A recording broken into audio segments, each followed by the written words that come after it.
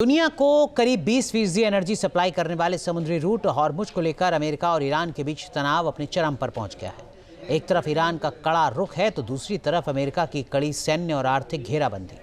ऐसे में शांति बहाली की उम्मीदें कम हो रही हैं और जंग छिड़ने की आशंकाएं बढ़ रही हैं। स्ट्रेट ऑफ हॉर्मुज को लेकर नया विवाद कैसे खड़ा हुआ है, देखिए इस रिपोर्ट में।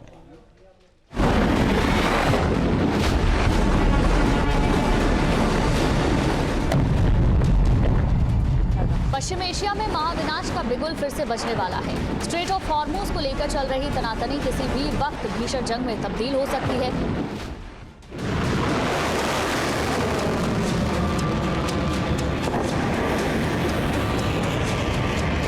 वॉशिंगटन ने हॉर्मुज में अपने युद्धपोतों की तैनाती मजबूत की है। वहीं राष्ट्रपति डोनाल्ड ट्रंप ने इस रूट पर 100% अमेरिकी कंट्रोल का दावा किया।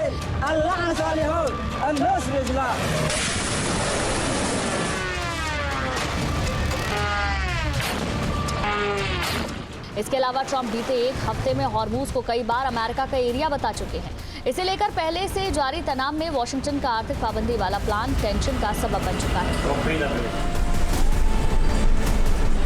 अमेरिका ने ईरान के खिलाफ नए और कड़े प्रतिबंध लगाने की घोषणा की, जिससे हालात पूरी तरह बेकाबू हो चुके हैं।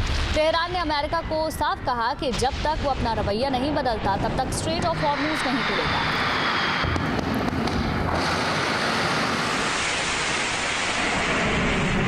ईरान ने सुप्रीम नेशनल सिक्योरिटी काउंसिल के सचिव मोहसिन रेजाई ने खाड़ी देशों और दुनिया के दूसरे देशों को भी अल्टीमेटम दिया है।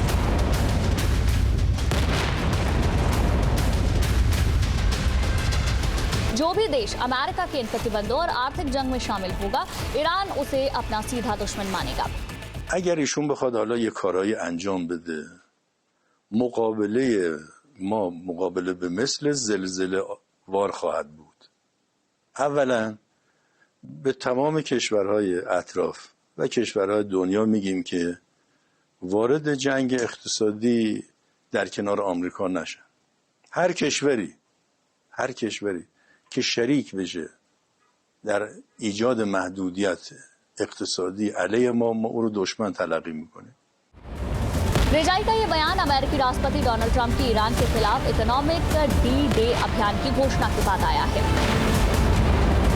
ट्रंप ने इसे किसी भी देश के खिलाफ अब तक चलाया गया सबसे बड़ा आर्थिक अभियान बताया। इसे लेकर ही रेजाई ने दो टूक कहा कि अगर ईरान के आसपास के देश अमेरिका के साथ आर्थिक युद्ध में शामिल होते हैं तो फारस की खाड़ी और हॉर्मुज स्ट्रेट से तेल की एक बूंद भी बाहर नहीं जाएगी। उन्होंने कहा कि ईरान उन दूसरे रास्तों को निशाना बनाएगा जिनसे फारस की खाड़ी से तेल का निर्यात होता है। اول مذاکره میکنیم، سعی میکنیم با حرف خوش اینا رو جدا کنیم، چون ما واقعا دنبال توسعه جنگ نیستیم. مسئله دوم زمان میذاریم، ولی در مرحله سوم حتما عمل میکنه. اگر این کار اینا شروع کنن، ما یک قطره نفت نه تنها از تنگی هرمز، از خلیج فارس نمیذاریم بیرون بره. میشه این کشورها بیان در محاصره اقتصادی کنار آمریکا قرار بگیرن، به منافع اقتصادی ما آسیب بزنن، ما بذاریم نفت از خلیج فارس بره؟ نه، نفت نه از अमेरिका के आर्थिक दबाव की धमकियों के बीच ही ईरान ने अपने तेवर खड़े कर लिए हैं।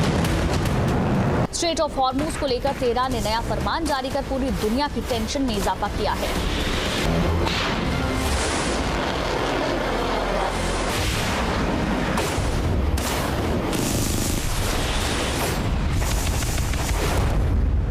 Persian gulf water management authority ने साफ कहा कि जो जहाज हॉर्मुज से गुजरते वक्त ईरान के ट्रांजिट कानूनों का उल्लंघन करेंगे, उन्हें अगली बार गुजरते समय सजा का सामना करना पड़ सकता है। इसमें जुर्माना, जहाज को रोकना या जब्त करना शामिल हो सकता है।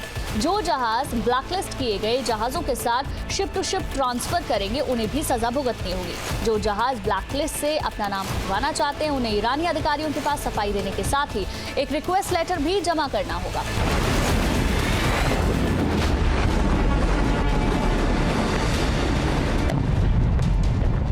नए नियमों के साथ ही ईरान ने नई धमकियां भी दी है, यानी स्ट्रेट ऑफ हॉर्मुज को लेकर चल रहा टकराव अब अगले स्टेप तक पहुंच गया है, जहां से अमेरिका के साथ बातचीत के रास्ते लगभग बंद हो रहे हैं। इसके संकेत तेहरान की लीडरशिप के बयानों से भी मिल रहे हैं।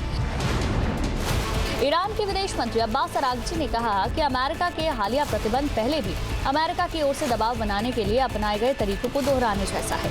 अरागची ने साफ किया कि ये उसी तरह की दादागिरी है जो हमेशा अमेरिकी नीतियों में देखी गई है। अरागची ने कहा कि पहले सैन्य धमकी देने के बाद वॉशिंगटन का फिर से प्रतिबंधों की ओर लौटना ये दिखाता है कि अमेरिका हताश है और उसके पास मौजूदा संकट का कोई समाधान नहीं है। उन्होंने आगे कहा कि वॉशिंगटन को ये समझना चाहिए कि ईरानी लोगों के साथ सम्मानजनक बातचीत और न्याय पर आधारित समाधान के अलावा कोई दूसरा विकल्प नहीं है। در مقابل ملت بزرگ ایران هیچ چاره‌ای به ذهنشون نمیرسه و هی طرح‌های تکراری رو هی مجدد به صحنه میارن. باید بدانند که هیچ راهی جز صحبت با احترام با مردم ایران و یک راه حلی که مبتنی بر عدالت و شرافت باشه وجود نداره. باید همه این راه‌ها رو بذارن کنار، برگردن به مسیری که قبلا هم امتحان شده. ملت ایران به زبان کرامت با احترام پاسخ میده. ईरान के रुख से साफ है कि वो अमेरिका के आर्थिक दबावों से डरने वाला नहीं है। यानी संघर्ष के नए दौर की पूरी तैयारी है। फिलहाल तनाव चरम पर है और किसी भी वक्त हालात विस्फोटक हो सकते हैं।